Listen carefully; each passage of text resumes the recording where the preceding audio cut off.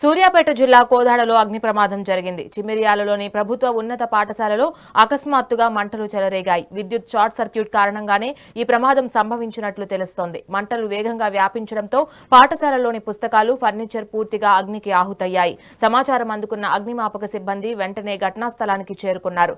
Fire engine సహాయంతో మంటలను అదుపు చేసేందుకు తీవ్రంగా శ్రమిస్తున్నారు.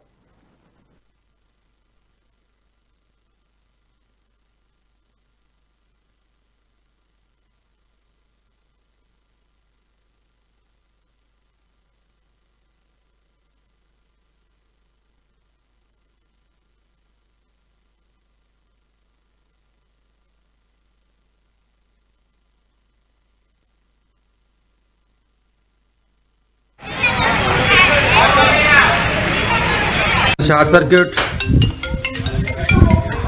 చేసి రాని కొంచెం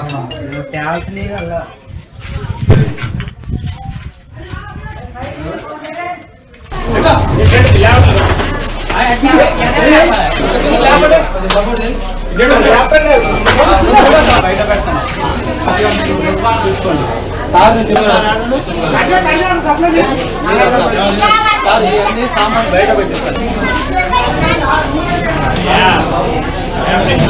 చాలా బాధాకరం.